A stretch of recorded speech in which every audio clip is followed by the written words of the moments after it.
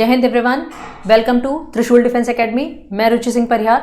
तो स्टूडेंट्स, आज का जो हमारा टॉपिक है, ये टॉपिक का नाम क्या है? डिफेंस बजट 2025 का जो हम एनालिसिस करेंगे उसको हम देखेंगे।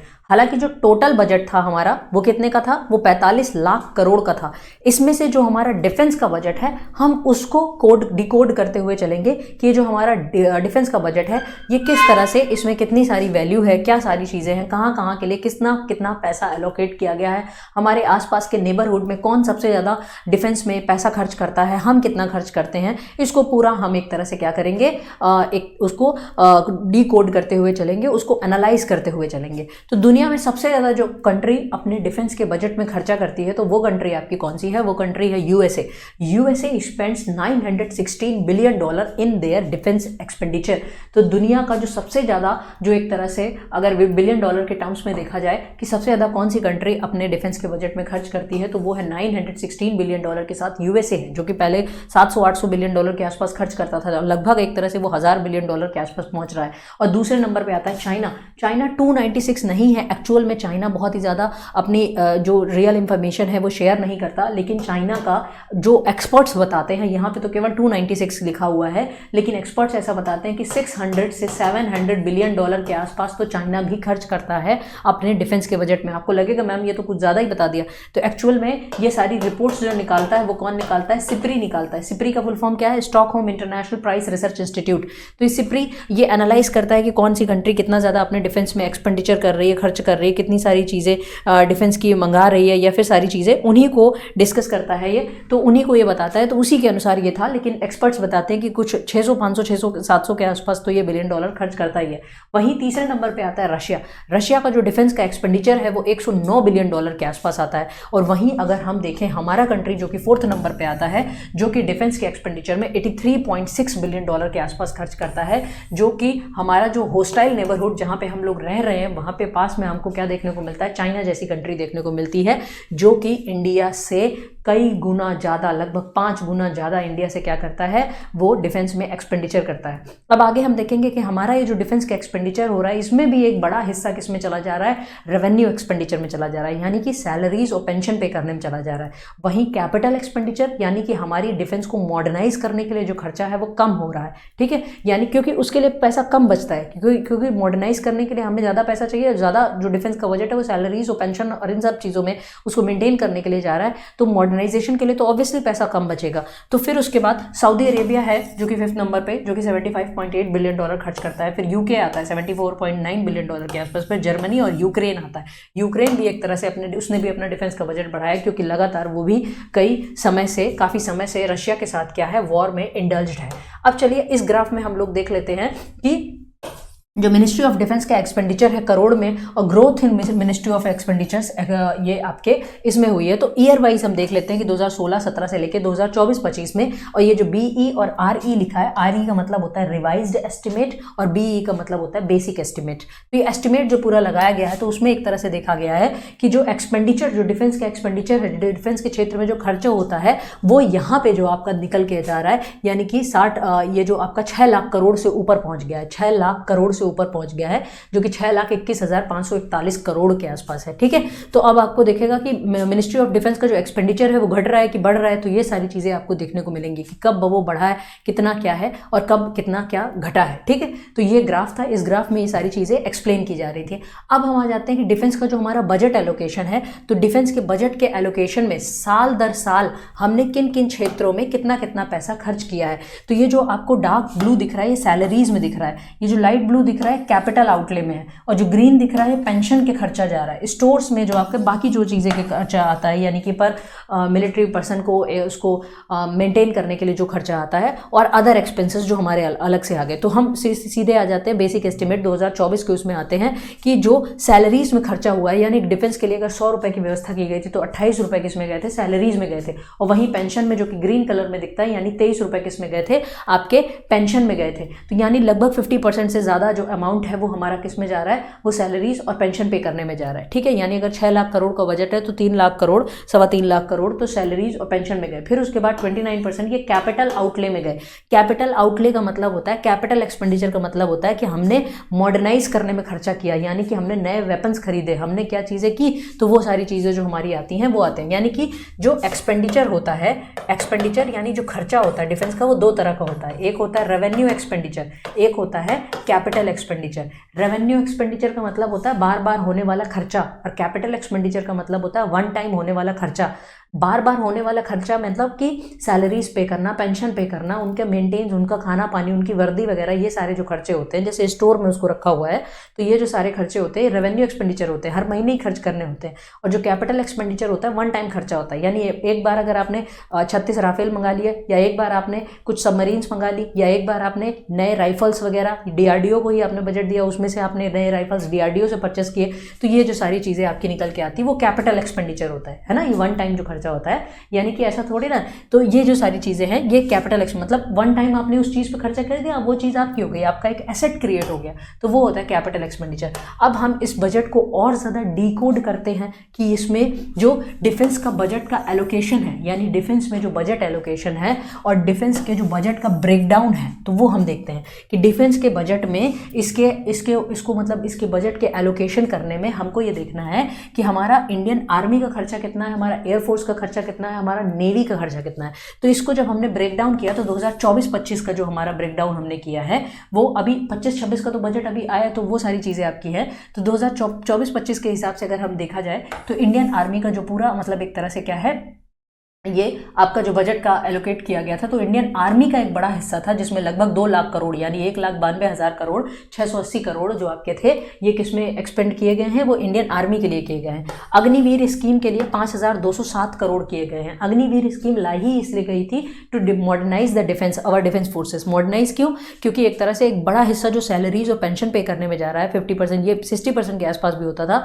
तो अग्निवीर में क्या होगा कि अब उनको जैसे 4 साल में जो रिटायर हो जाएंगे तो उनको अब सैलरी और पेंशन सरकार की देने की अब जिम्मेदारी नहीं है, ठीक है। तो वो चीज़ में इससे क्या होगा, सरकार जो पैसा वहाँ से बचेगा उसको मॉडर्नाइजेशन में लगाएगी डिफेंस फोर्सेस के। बिकॉज आज के टाइम पे क्या है, वॉरफेयर का सिनारियो चेंज हो रहा है। पहले होता था इंडिविजुअल ब्रेवरी पे, अभी क्या हो रहा है कि वो सारी चीज़ें आपकी बदल रही हैं। वॉरफेयर बहुत ज़्यादा टेक्नोलॉजिकल होता जा रहा है ना। जैसे चाइना जैसी कंट्रीज जो डीप सीक वगैरह बना रही हैं, वो ऐसी एडवांस वेपनरी भी बहुत ज़्यादा टेक्नोलॉजी के बेस्ड बना रही है।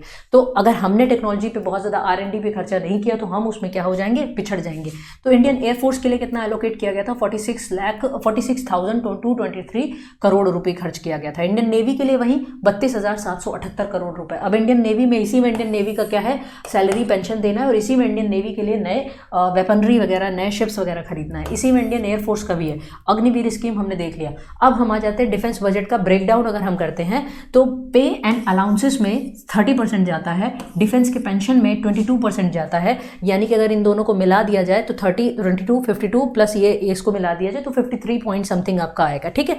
मिलिट्री के मॉडर्नाइजेशन में हम कितना खर्चा कर रहे हैं, तो 27.66% कर रहे हैं, है ना। तो अभी हमें ज़्यादा फोकस करना होगा कि हमारा मिलिट्री का मॉडर्नाइजेशन हो। मॉडर्नाइजेशन यानी एडवांस वेपनरी आए हमारे पास भी टेक्नोलॉजी बेस्ड, हमारे पास नए ड्रोन्स आए, ताकि वहाँ पे हम ट्रूप्स को भेजें ही ना, ड्रोन जाके वहाँ से सर्वे करके, पूरा एरियल सर्वे करके पूरा चीज़ों को वहाँ पे बताएं। रेवेन्यू एक्सपेंडिचर देखा जाता है on sustenance and operational preparedness, यानी कि रेवेन्यू एक्सपेंडिचर यानी बार बार होने वाला खर्चा। तो हर महीने जैसे मान लीजिए कोचिंग चल रही, तो कोचिंग में लाइट का खर्चा, पानी का खर्चा, ये सब चीज़ों को भी तो खर्चा आता है। तो उसी तरह से डिफेंस फोर्सेस को ऑपरेशनलाइज करने के लिए पर डेली जो खर्चा आता है, तो ऑपरेशनल प्रिपेयर्डनेस का जो खर्चा आता है वो 14.82%, ये भी काफ़ी ज़्यादा है ना। अब जैसे हमारे ट्रूप्स जो है वो सियाचिन ग्लेशियर पे इतनी मतलब कि एडवर्स क्लाइमेटिक कंडीशन पे वहाँ पे जाके वहाँ पे सर्व कर रहे हैं कंट्री के लिए, तो उनको मेंटेन करने के लिए वहाँ पे उनके उस तरह की ठंड को स्टैंड करने के लिए उनके लिए उस तरह के कपड़े होने चाहिए, उस तरह के बूट्स होने चाहिए। तो वो सारी जो चीज़ें होती हैं, उनका डाइट प्लान भी वहाँ पे इतने ठंडे इलाके में जो होगा, तो उसको मेंटेन करने का जो खर्चा आता है वो इसमें जाता है। सिविल ऑर्गेनाइजेशन में 4.17%, ठीक है। तो इतना सिविल उसमें खर्च होता है। फिर आते हैं अभी इस साल के बजट में सेंटर ने कितना पैसा खर्चा किया है हमारे देश में डिफेंस डेवलपमेंट के लिए, तो सेंटर ने 6.8 लाख करोड़ रुपए हमारे देश में डिफेंस के लिए दिए हुए हैं। ठीक है, तो इस बार का जो हमारा लगभग 45 लाख करोड़ समथिंग का जो बजट आया है उसमें 6.8 लाख करोड़ यानी सबसे बड़ा जो आपका अमाउंट है वो किसके लिए गया है, वो डिफेंस के लिए गया है। The 2025-26 defence budget strikes a fine balance addressing India's strategic operation and welfare priorities. The key take away are, तो ये जो मतलब एक तरह से बैलेंस्ड अप्रोच में इस साल का जो बजट आया है, तो इस साल के बजट में हम ये देखते हुए चलेंगे कि इंडिया ने जो मेन जो इंडिया के की टेक अवेज हैं वो क्या हैं। तो increase in revenue expenditure ensure that the armed forces remain well equipped and operationally efficient. तो इसमें किस में फोकस किया गया है, इंक्रीज रेवेन्यू एक्सपेंडिचर भी इंक्रीज किया गया। रेवेन्यू एक्सपेंडिचर यानी बार बार होने वाला खर्चा। अब आई होप कि आपको रेवेन्यू एक्सपेंडिचर और कैपिटल एक्सपेंडिचर में अंतर पता चल गया होगा। कैपिटल एक्सपेंडिचर माने वन टाइम खर्चा, जैसे आप ऐसे नॉर्मल पर्सन से समझो, जैसे हम हैं, मान लो एक सैलरीड एम्प्लॉय है, तो उसका हर महीने की होने वाले जो खर्चे होते हैं, जैसे उनका मेरा जो रूम का बिल होगा, मेरा खाने पीने का जो खर्चा होगा, मेरा आने जाने का जो खर्चा होगा, ये बार बार हर महीने होने वाले खर्चे हैं ना, तो ये मेरा रेवेन्यू एक्सपेंडिचर है। और अगर मेरा कैपिटल एक्सपेंडिचर क्या हुआ कि हर महीने हमने कुछ 2,000 5,000 10,000 जोड़ के कुछ अपने लिए एसेट ले लिया, कोई नया फोन ले लिया, कोई नया लैपटॉप ले लिया, तो ये तो हमने एसेट क्रिएट कर लिया ना, अपने लिए कोई पूंजी क्रिएट कर ली ना। अब वो तो लैपटॉप मेरे पास हमेशा रहेगा ना, तो वही चीज कहलाती है कैपिटल एक्सपेंडिचर, है ना। तो ये चीज आपकी हो गई। तो सरकार ने क्या किया है, अभी रेवेन्यू एक्सपेंडिचर भी इंक्रीज किया है to ensure that the arm forces remain well equipped and operationally efficient. तो आर्म फोर्सेस में जो रेवेन्यू एक्सपेंडिचर है यानी जो ऑपरेशनली एक्सपेंडिचर जो है उनका, उसको इंक्रीज किया है जिससे वो वेल इक्विप्ड रहे, मतलब आर्म फोर्सेस को कोई भी किसी भी प्रकार की मतलब एक तरह से कमी नहीं होनी चाहिए। तो rise in capital outlay highlights the government's long term vision for modernisation and self reliance in defence production. और हमारे देश में जो कैपिटल एक्सपेंडिचर में जो राइज हुआ है डिफेंस के बजट में, वो ये दिखाता है कि गवर्नमेंट किस चीज के लिए फोकस है, डिफेंस को हमारी मतलब डिफेंस शक्ति को हमारे देश को आत्मनिर्भर बनाने में और मॉडर्नाइजेशन करने में। फिर बूस्ट इन पेंशन एलोकेशन में भी बूस्ट देखने को मिला है। Further strengthens the social security net for retired personal. तो वही चीज़ है ना कि अब कोई कंट्री के लिए सुप्रीम सेक्रीफाइस देने के लिए तैयार है तो उसके लिए सिक्योरिटी नेट तो होना चाहिए ना, बिकॉज उनके दिमाग में मेक श्योर होना चाहिए ना कि the country will take care of their family members. तो दैट इज़ वाई जो डिफेंस में तभी कोई भी नया पे कमीशन लगता है, कुछ भी लगता है, तो सबसे पहले जो बेनिफिट्स होते हैं वो डिफेंस पर्सनल्स को दिए जाते हैं। तभी उनको कैंटीन जैसी सुविधाएं दी जाती है कि बिना टैक्स के उनको चीज़ें मिल सके। ठीक है, तो defence budget accounts for 1.9% of the India's projected gross domestic product for 2024-25। ये लाइन याद रखना, ये आपके एग्जाम में सीधे सीधे पूछी जा सकती है कि इंडिया के जीडीपी का कितना परसेंट आपका इसमें डिफेंस के बजट में, तो उसमें डिफेंस का बजट 1.9% इंडिया के जीडीपी में काउंट करता है। The allocation this year includes a revenue expenditure of 3.11 lakh crore and a pension outlay of 1.6 lakh crore. यानी इस बार के जो पूरे बजट में अगर देखा जाए कि आपका क्या रेवेन्यू एक्सपेंडिचर कितना है, 3.11 लाख करोड़, यानी जो आपका 6 लाख करोड़ 6.81 लाख करोड़ का जो मतलब एक तरह से क्या है हमारा जो बजट है, उसमें से 3.11 लाख करोड़ हमारे किस में जा रहे हैं, इसमें हमारे जा रहे हैं आपके रेवेन्यू एक्सपेंडिचर में। और पेंशन के लिए अलग से जो है 1.6 लाख करोड़, यानी पूरा टोटल मिला के कुछ 4% हमारा किस में जा रहा है, लाख करोड़ रुपए सैलरी और पेंशन और इन सब चीज़ों मेंटेनेंस में, यानी कि रेवेन्यू एक्सपेंडिचर में जा रहा है। बाकी का जो पैसा बच रहा है 2 लाख करोड़ के आसपास का, यानी 2-2.5 लाख करोड़ के आसपास का, वो हमारे देश में किस चीज़ में खर्चा किया जा रहा है, डिफेंस के मॉडर्नाइजेशन के लिए खर्चा किया जा रहा है। हालांकि डिफेंस के मॉडर्नाइजेशन में जो ज़्यादा अमाउंट जाता है वो आर्मी को जाता है, फिर एयरफोर्स को, फिर नेवी को जाता है। ठीक है, तो 1.8 lakh crore for the modernisation of the military whose shopping list includes new fighter jets. अब उसकी शॉपिंग लिस्ट में क्या है, उसकी शॉपिंग लिस्ट में कपड़े वपड़े इस तरह की चीज़ें नहीं, उनकी शॉपिंग लिस्ट में होगा कि नए फाइटर जेट्स चाहिए, नए हेलीकॉप्टर्स चाहिए, वॉरशिप्स चाहिए, सबमरीन्स चाहिए, टैंक चाहिए, आर्टिलरी गन चाहिए, ड्रोन चाहिए, रॉकेट मिसाइल, सब कुछ नया चाहिए। तो ये इस चीज़ के लिए आपके खर्चा होते हैं। ठीक है, फिर आगे हम देख लेते हैं कि इंडिया और फ्रांस ने अभी क्या किया है, एक कॉन्ट्रैक्ट पे काम करना शुरू किया है, 50,000 करोड़ का है, जिसमें 26 राफेल मरीन फाइटर जेट्स, यानी कि जो नेवी को यूज में आ सके ऐसे फाइटर जेट्स राफेल के हमें चाहिए। जो कि डील हमारी कितनी में होगी, 50,000 करोड़ रुपए की है। Earlier the government has approved the acquisition of Rafale marine fighter jets from France to equip its indigenous aircraft carrier INS Vikrant. तो हमारे देश का जो इंडिजीनियस एयरक्राफ्ट कैरियर है, जो कि क्या करता है, एयरक्राफ्ट्स को कैरी करके लेके जाता है, जिसका नाम क्या है, आईएनएस विक्रांत। अभी हम आज की तारीख में हमारे देश में 2 ही एयरक्राफ्ट कैरियर हैं, एक आईएनएस विक्रांत है, एक विक्रमादित्य। विक्रमादित्य कीव क्लास का था, जिसको 2013 में हमने अपनी नेवी में इंडक्ट किया था, और विक्रांत इसको तो 2022 में हमने ही इसको क्या किया है, बनाया है और अपने देश में इंडक्ट किया है, मतलब स्वदेशी टेक्नोलॉजी से बना हुआ है। अभी हाल ही में इंडियन नेवी ने होप किया है कि वो फाइनलाइज करेगा 90,000 करोड़ की डील, ये 26 इसके साथ आपके हो गए। ठीक है, तो ये थी हमारी आज की पूरी न्यूज़, ये था हमारा पूरा डिफेंस का बजट जिसको हमने डिकोड किया है। ये है हमारे त्रिशूल डिफेंस एकेडमी के फाइनल सेलेक्टेड स्टूडेंट्स, और हमारे यहाँ अकेडमी में एनडीए और सीडीएस के जो ऑफलाइन बैचेस के जो एडमिशन्स हैं वो ओपन हो चुके हैं। तो जो भी स्टूडेंट्स हमारे इंटरेस्टेड हैं 2025 के अपने एग्जाम को निकालने के लिए, तो वो एडमिशन ले सकते हैं। एडमिशन के लिए आप इन नंबर्स पे कॉल कर सकते हैं या हमारे हेड ऑफिस को विजिट कर सकते हैं। तो चलिए, आई होप कि आज का वीडियो लेक्चर आपको पसंद आया होगा। तो इसको यहीं पे समाप्त करते हैं, नेक्स्ट लेक्चर में फिर मिलते हैं। जय हिंद, जय भारत।